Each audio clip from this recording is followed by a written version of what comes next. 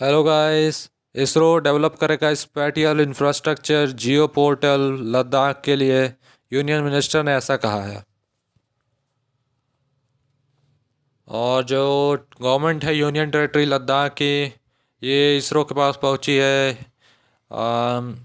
Remote sensing के लिए, Indian institute of remote sensing के लिए, IIRS के लिए, कि वो डेवलप करे spatial data infrastructure geo portal.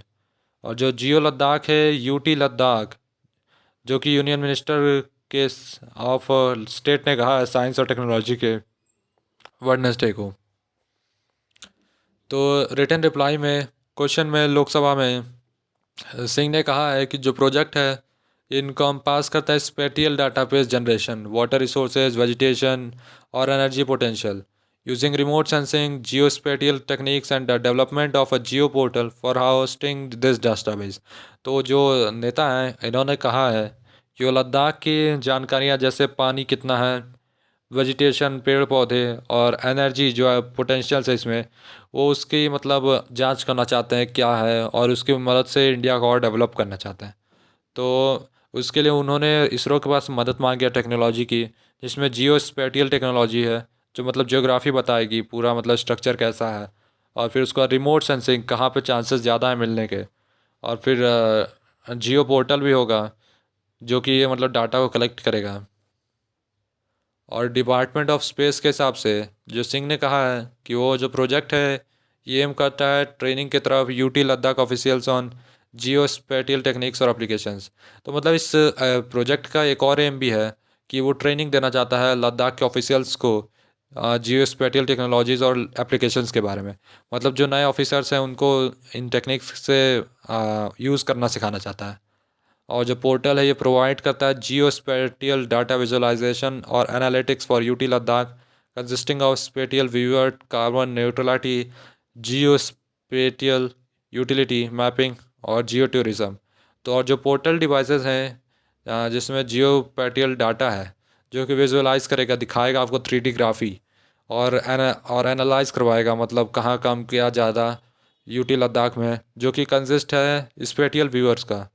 मतलब कुछ खास लोगों के द्वारा मतलब ये है जानकारी, जैसे कार्बन न्यूट्रलिटी, कहाँ पे कार्बन न्यूट्रल में है और कहाँ पे कार्बन ज़्यादा है।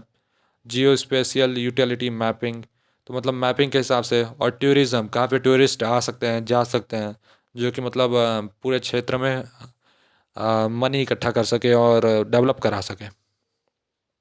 और इन्होंने बाद में कहा कि जो मेमोरेंडम जो है अंडरस्टैंडिंग का, वो भी साइन हुआ है इसरो के बीच और यूटी लद्दाख के बीच 1 जनवरी 2022 को, towards carrying out the above work. तो एक मतलब डॉक्यूमेंट या एग्रीमेंट भी साइन हुआ है इसरो और यूटी लद्दाख के बीच 1 जनवरी 2022 को, यानी पिछले साल, कि ये जो ऊपर जो बताया गया काम है किसको कैसे किया जाए और बीच में रुके ना।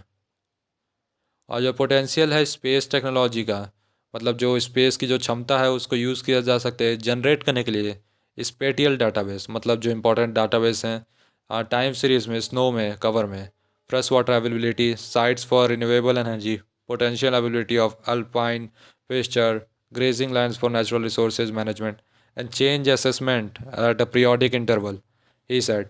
तो जो पोटेंशियल है स्पेस टेक्नोलॉजी का वो यूज़ किया जाए इंपॉर्टेंट डाटाबेस को कलेक्ट करने के लिए, जैसे कि स्नो कवर कहाँ पे है, फ्रेश वाटर अवेलेबल कहाँ पे है, और रिन्यूएबल एनर्जी कहाँ पे है, और अल्पाइन का मतलब अवेलेबल कहाँ है, नेचुरल रिसोर्सेज कहाँ कहाँ अवेलेबल हैं, और ग्रेजिंग लैंड मतलब जिसको जानवर खा सके घास फूस, वो कहाँ पे होगा।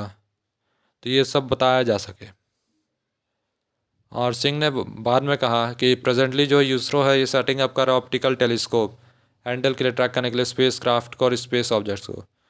तो मतलब अभी, हाँ, अभी इसरो जो सेटअप कर रहा है अपना ऑप्टिकल टेलीस्कोप, जो कि हैंडल करेगा, कंट्रोल करेगा स्पेस क्राफ्ट को ट्रैक करने के लिए और स्पेस ऑब्जेक्ट्स को भी।